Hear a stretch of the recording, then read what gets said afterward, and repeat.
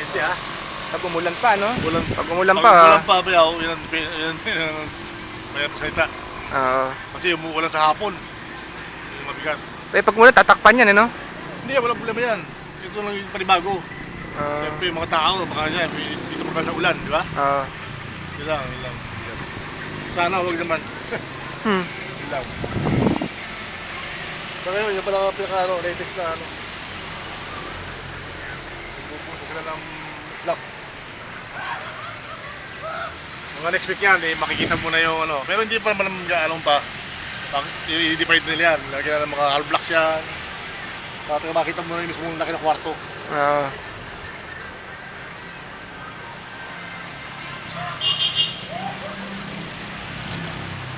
Okay naman yung mga wiring to, no? Oo. Oo, kapag ng lahat yan. Okay na mga wire yan, kaya na lahat yan. Yan ang klase lang Ito ba yung klase ng ng curved guards. Yan. Double coated siya. Yan ang klase ng curved guards. Double coated yan. Kahit malaki siya, maliit. Kasi yan, matindi to. Walang problema. Main yan to, no? Hindi, mga ito pinaka main. Ah, okay. Ito sa wire, mga switch, saka outlet. Outlet. Ito pinaka main. Ito naman cable. Ito naman ang mga cable. Cable. Ito, cable, saka telepono. Yan. RG6 yan to? RG6 siguro.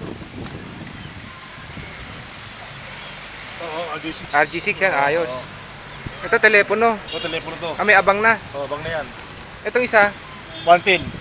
110. Oo. Ito 110. Telepono, saka cable. Oo. Ayos. Para sa lahat na yan, mag-split na lang yan. Oo. Yan, agad yan Kailangan nyo ng booster, no?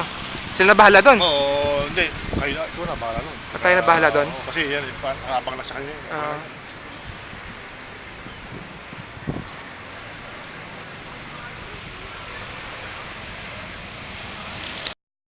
Lapit ko sa dirt sa lugar na sa lugar ng tubig para makikita niya. Lapit mo. Tubig. H2O. Tubig. Sabi ni Miguel. Yan. Ito ba yung ng tubig sa banyo to, sa CR. Yan naman ang para sa evac. Yan. Sa human waste. Yan, papunta sa baba yan. Yan, Yan, karoon. 4 yan 4. Doon ako sa gilid para kuha ko lahat.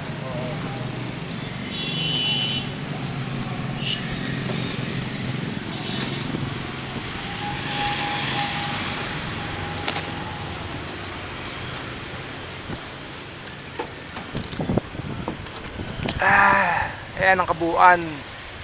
Ayan. Malilim dito, malilim. Puno pa sa gilid.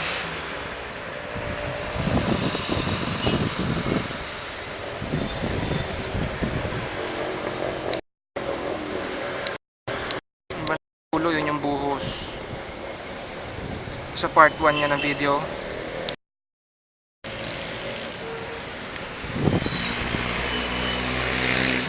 Bali ang buhos, 3 days in the making. Alright, signing off.